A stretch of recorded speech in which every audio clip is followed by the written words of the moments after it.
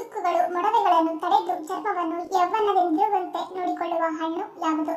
Options: A ಪರಂಗಿ, B ದಾಳಿಂಬೆ, C ಸೇಬು, ಡಿ ಬೆಣ್ಣೆಹಣ್ಣು.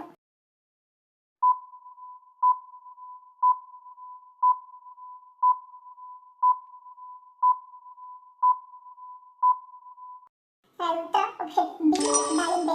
ದಾಳಿಂಬೆ ಹಣ್ಣಿನಲ್ಲಿರುವ ಉತ್ಕರ್ಷಣ ನಿರೋಧಕಗಳು ಮಧುಮೇಹವನ್ನು ನಿಯಂತ್ರಿಸಲು ಸಹಾಯ ಮಾಡುವುದಲ್ಲದೆ ಕ್ಯಾನ್ಸರ್ ತಡೆಗಟ್ಟಲು ಸಹಾಯ ಮಾಡುತ್ತದೆ.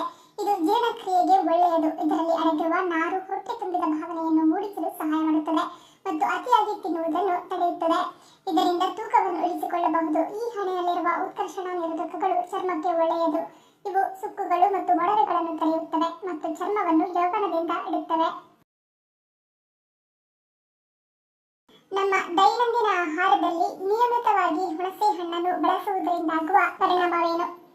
ಆಪ್ಷನ್ಸ್: ಎ ರುಚಿ ಹೆಚ್ಚಳ, ಬಿ ಹೊಟ್ಟೆ ಸ್ವಚ್ಛ, ಸಿ ಪಿತ್ತ ನಿಯಂತ್ರಣ, ಡಿ ಮೇಲಿನ ಎಲ್ಲ.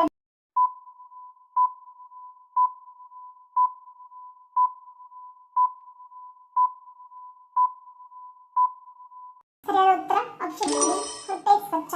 ಪೌಷ್ಟಿಕ ಸತ್ವಗಳ ಜೊತೆಗೆ ಇದು ಆಂಟಿ ಇನ್ಫ್ಲಮೇಟರಿ, ಆಂಟಿಬಯೋಟಿಕ್ ಮತ್ತು ಆಂಟಿ ಆಕ್ಸಿಡೆಂಟ್ ಗಳನ್ನು ಹುಣಸೆ ಹಣ್ಣು ಹೊಂದಿದೆ. ಈ ಎಲ್ಲಾ ಕಾರಣಗಳಿಂದಾಗಿ ಹುಣಸೆ ಹಣ್ಣು ಹೃದಯದ ಆರೋಗ್ಯಕ್ಕೆ ಬಹಳ ಒಳ್ಳೆಯದು ಎಂದು ಹೇಳುತ್ತಾರೆ. ಹುಣಸೆ ಹಣ್ಣಿನಲ್ಲಿ ಆಂಟಿವೈರಲ್ ಮತ್ತು ಆಂಟಿ ಫಂಗಲ್ ಗುಣಲಕ್ಷಣಗಳು ಹೆಚ್ಚಾಗಿರುವುದರಿಂದ ಮಲೇರಿಯಾದಂತಹ ಜ್ವರವನ್ನು ಸುಲಭವಾಗಿ ನಿಯಂತ್ರಣ ಮಾಡಿಕೊಳ್ಳಬಹುದು. ಹುಣಸೆ ಹಣ್ಣು ತಿನ್ನುವುದರಿಂದ ನಾಲಿಗೆ ಸ್ವಚ್ಛವಾಗುತ್ತದೆ ಮತ್ತು ಹೊಟ್ಟೆಯಲ್ಲಿ ಕೂಡ ಸ್ವಚ್ಛತೆ ನಿರ್ವಹಣೆಯಾಗುತ್ತದೆ. ಹೆಬ್ಬೆರಳು ಸೇರಿದಂತೆ ಮೊದಲ 3 ಬೆರಳು ಒಂದೇ ಉದ್ದವಿದ್ದರೆ ಏನೆಂದು ಕರೆಯುತ್ತಾರೆ? ಆಪ್ಷನ್ಸ್: ಎ ಗ್ರೀಕ್ ಕಾಲ್ಬೆರಳು, ಬಿ ರೋಮನ್ ಕಾಲ್ಬೆರಳು, ಸಿ ಚೌಕಾಕಾರದ ಪಾದ, ಡಿ ಈಜಿಪ್ಟಿಯನ್ ಕಾಲ್ಬೆರಳು.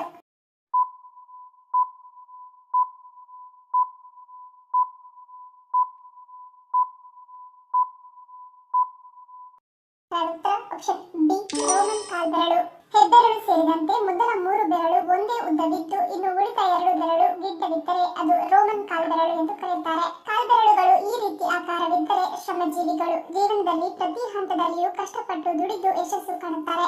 ಆದರೆ ತಾನು ಅಂದುಕೊಂಡಂತೆ ಬದುಕಬೇಕೆನ್ನುವ ಛಲ ಇವರಲ್ಲಿ ಇರುತ್ತದೆ. ಇತರರಿಗಿಂತ ತಮ್ಮ ಮೇಲೆ ಹೆಚ್ಚಿನ ನಂಬಿಕೆ ಹೊಂದಿದ್ದು ಎದುರಾಗುವ ಕಷ್ಟಗಳನ್ನು ಒಬ್ಬಂಟಿಯಾಗಿಯೇ ಎದುರಿಸುತ್ತಾರೆ. ಯಾವ ಸಮಸ್ಯೆ ಇರುವವರು ಲಕ್ಷ್ಮಣ ಫಲವನ್ನು ಸೇವಿಸಬಾರದು ಎನ್ನುತ್ತಾರೆ? Options: A BP, B kidney stone, C ಮಲಬದ್ಧತೆ, ಡಿ ನರ ಸಮಸ್ಯೆ.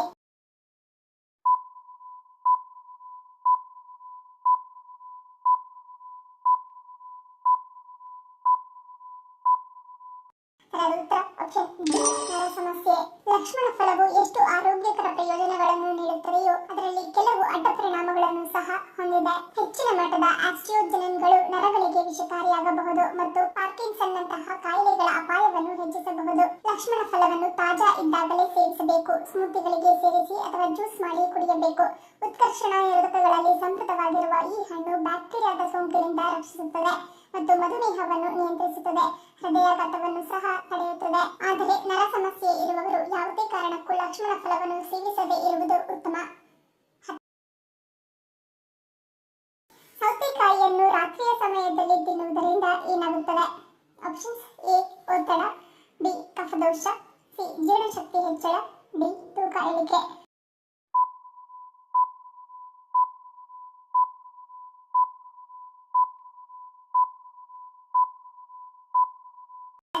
ಆಪ್ಷನ್ ಎ ಮತ್ತು ಬಿ. ಸೌತೆಕಾಯಿಯನ್ನು ರಾತ್ರಿ ತಿನ್ನುವುದರಿಂದ ಕಫದೋಷದ ಸಮಸ್ಯೆಯನ್ನು ಹೆಚ್ಚುವಂತೆ ಮಾಡುತ್ತದೆ. ಸೌತೆಕಾಯಿಯಲ್ಲಿ ನೀರಿನ ಪ್ರಮಾಣ ಹೆಚ್ಚಿರುವುದೇ ಇದಕ್ಕೆ ಕಾರಣ. ಅಷ್ಟೇ ಅಲ್ಲ, ಇದರ ಪರಿಣಾಮ ಕೂಡ ತಂಪಾಗಿದೆ. ರಾತ್ರಿಯಲ್ಲಿ ಸೌತೆಕಾಯಿಯನ್ನು ತಿನ್ನುವುದರಿಂದ ಶ್ವಾಸಕೋಶದಲ್ಲಿ ಲೋಳೆಯ ಶೇಖರಣೆಯ ಸಮಸ್ಯೆ ಉಂಟಾಗುತ್ತದೆ. ರಾತ್ರಿಯ ಸಮಯ ಸೌತೆಕಾಯಿ ತಿನ್ನುವುದರಿಂದ ನಿಮ್ಮ ಕರುಳಿನ ಚಲನೆಯ ಮೇಲೆ ಒತ್ತಡವನ್ನು ಉಂಟು ಮಾಡುವ ಸಾಧ್ಯತೆ ಇದೆ. ಇದರಿಂದಾಗಿ ನಿಮ್ಮ ನಿದ್ರೆಗೆ ತೊಂದರೆಯಾಗಬಹುದು ಮತ್ತು ಆಗಾಗ್ಗೆ ಮೂತ್ರವಿಸರ್ಜನೆ ಸಮಸ್ಯೆ ಕಾಣಿಸಿಕೊಳ್ಳಬಹುದು.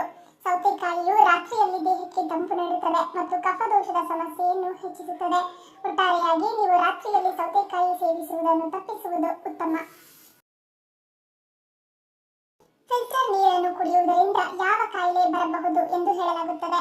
ಆಪ್ಷನ್ಸ್: ಎ ಹೃದಯಾಘಾತ, B sugar, C BP, D cancer.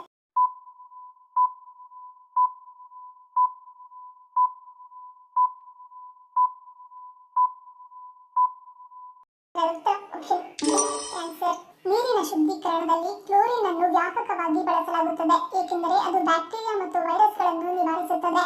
Cholera ಮತ್ತು ಟೈಫಾಯ್ಡ್ನಂತಹ ನೀರಿನಿಂದ ಹರಡುವ ರೋಗಗಳ ಹರಡುವಿಕೆಯನ್ನು ಕಡಿಮೆ ಮಾಡುತ್ತದೆ. ಸೋಂಕು ಕಳೆತದ ಕೈಗೆಟುಕುವ ಮತ್ತು ಪರಿಣಾಮಕಾರಿ ವಿಧಾನವಾಗಿದೆ.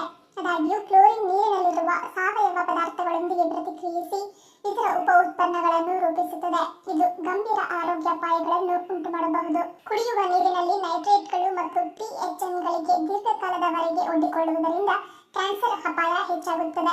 ಸಂಸ್ಕರಿಸಿದ ನೀರಿಗಿಂತ ಫಿಲ್ಟರ್ ಮಾಡಿದ ನೀರು ಸುರಕ್ಷಿತವಾಗಿದ್ದರೂ ಕ್ಲೋರಿನ್ ಉಪ ಉತ್ಪನ್ನಗಳು ಮತ್ತು ನೈಟ್ರೇಟ್ಗಳಂತಹ ರಾಸಾಯನಿಕ ಮಾಲಿನ್ಯಕಾರಕಗಳ ಬಗ್ಗೆ ತಿಳಿದಿರುವುದು ಬಹಳ ಮುಖ್ಯ. ಈ ವಸ್ತುಗಳಿಗೆ ದೀರ್ಘಕಾಲದವರೆಗೆ ಒಡ್ಡಿಕೊಳ್ಳುವುದರಿಂದ ಕ್ಯಾನ್ಸರ್ ಅಪಾಯ, ವಿಶೇಷವಾಗಿ ಪ್ರಾಸ್ಟೇಟ್, ಮೂತ್ರಕೋಶ ಮತ್ತು ಕೋಲನ್ ಕ್ಯಾನ್ಸರ್ಗಳು ಹೆಚ್ಚಾಗಬಹುದು. ಕಪ್ಪು ಅರಿಶಿನವನ್ನು ಬಳಸುವುದರಿಂದಾಗುವ ಪ್ರಯೋಜನವೇನು? Options: A. ಇಮ್ಯುನಿಟಿ ಹೆಚ್ಚಳ, ಬಿ. ಕ್ಯಾನ್ಸರ್ ತಡೆ, ಸಿ. ಶುಗರ್ ಬರುವುದಿಲ್ಲ, ಡಿ. ಸೋಂಕು ನಿಯಂತ್ರಣ.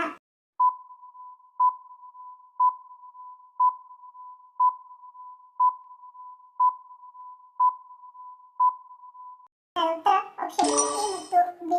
ಕಪ್ಪು ಅರಿಶಿನ ಒಂದು ಅಪರೂಪದ ಔಷಧೀಯ ಸಸ್ಯವಾಗಿದೆ. ಕತ್ತರಿಸಿದಾಗ ನೀಲಿ ಮತ್ತು ನೇರಳೆ ಬಣ್ಣದಲ್ಲಿ ಕಾಣುವ ಈ ಕಪ್ಪು ಅರಿಶಿನವು ರೋಗನಿರೋಧಕ ಶಕ್ತಿಯನ್ನು ಹೆಚ್ಚಿಸುವುದಲ್ಲದೆ ಕ್ಯಾನ್ಸರ್ನಂತಹ ಗುಣಪಡಿಸಲಾಗದ ಕಾಯಿಲೆಗಳ ಚಿಕಿತ್ಸೆಯಲ್ಲಿಯೂ ಇದನ್ನು ಬಳಸಲಾಗುತ್ತದೆ. ಭಾರತದಲ್ಲಿ ಆಯುರ್ವೇದ ಮತ್ತು ಪ್ರಕೃತಿ ಚಿಕಿತ್ಸೆಗೆ ಒಲವು ಇದ್ದುದರಿಂದ ಔಷಧೀಯ ಗುಣವುಳ್ಳ ಈ ಕಪ್ಪು ಅರಿಶಿನಕ್ಕೆ ಭಾರತೀಯ ಮಾರುಕಟ್ಟೆಯಲ್ಲಿ ಉತ್ತಮ ಬೇಡಿಕೆ. ಮಿನಿ ಸಿಂಗಾಪುರ ಎಂದು ಕರೆಯಲಾಗುತ್ತಿದ್ದ ಧನುಷ್ಕೋಟಿಯ ವಿನಾಶಕ್ಕೆ ಕಾರಣವಾದದ್ದು ಯಾವುದು? Options: A. ಭೂಕಂಪನ, ಬಿ. ರಾಜಕೀಯ ಅಥವಾ ಸರ್ಕಾರ, ಸಿ. ರಕ್ಕಸ ಅಲೆಗಳು, ಡಿ. ನೆರೆಯ ದೇಶ.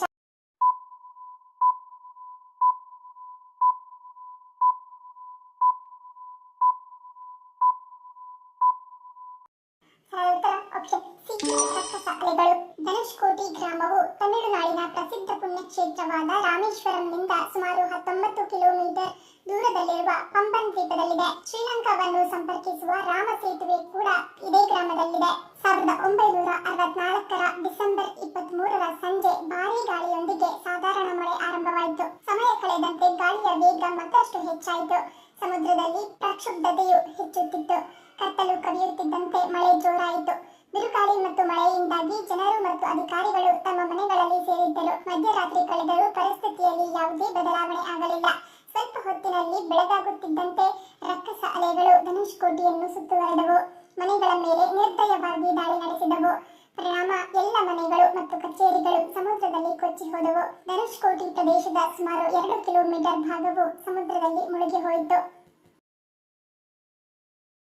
ಭಾರತದ ಯಾವ ರಾಜ್ಯದಲ್ಲಿ ಬಿದಿರಿನಿಂದ ಸಾಕ್ಸ್ ಅನ್ನು ತಯಾರಿಸಲಾಗುತ್ತಿದೆ? Options: A. Kerala, B. Goa, C. Assam, D. Mizoram.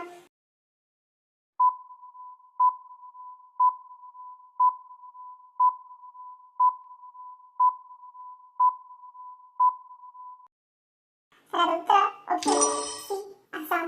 ಬಿದಿರಿನಿಂದ ತಯಾರಿಸಿದ ಈ ಸಾಕ್ಸ್ಗಳು ಔಷಧೀಯ ಗುಣಗಳನ್ನು ಹೊಂದಿವೆ.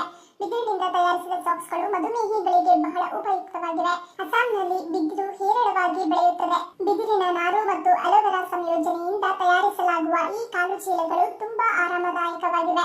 ಈ ಕಾಲು ಚೀಲಗಳು ಬಿಸಿಲಿನಲ್ಲಿ ತಂಪಾದ ಅನುಭವ ಮತ್ತು ಶೀತದಲ್ಲಿ ಬಿಸಿ ಅನುಭವವನ್ನು ನೀಡುತ್ತವೆ. ಅಲ್ಲದೆ ಈ ಕಾಲು ಚೀಲಗಳನ್ನು 7 ರಿಂದ 10 ದಿನಗಳವರೆಗೆ ಬಳಸಿದರೂ ಯಾವುದೇ ಸಮಸ್ಯೆಯಾಗುವುದಿಲ್ಲ. ಸಾಮಾನ್ಯವಾಗಿ ಸಾಕ್ಸ್ ಅನ್ನು ಹಲವಾರು ದಿನಗಳವರೆಗೆ ಬಳಸಿದಾಗ ವಾಸನೆ ಬರುತ್ತದೆ. ಆದರೆ ಈ ಸಾಕ್ಸ್ ನಿಂದ ಅಂತ ಕೆಟ್ಟ ವಾಸನೆ ಬರುವುದಿಲ್ಲ. ಬಿದಿರಿನಿಂದ ತಯಾರಿಸಿದ ಈ ಸಾಕ್ಸ್ ವಾಸನೆ ನಿರೋಧಕ ಸಾಕ್ಸ್ ಆಗಿದೆ. ಭಾರತದ ಯಾವ ನದಿಯು ಮಧ್ಯದ ಎತ್ತರದ ಪ್ರದೇಶ ಮತ್ತು ಡೆಕ್ಕನ್ ಪ್ರಸ್ಥಭೂಮಿಯನ್ನು ಬೇರ್ಪಡಿಸುತ್ತದೆ? Options: A. Yamuna, B. Sutlej, C. Narmada, D. Brahmaputra.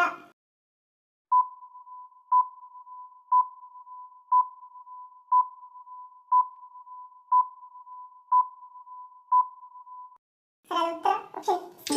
Narmada.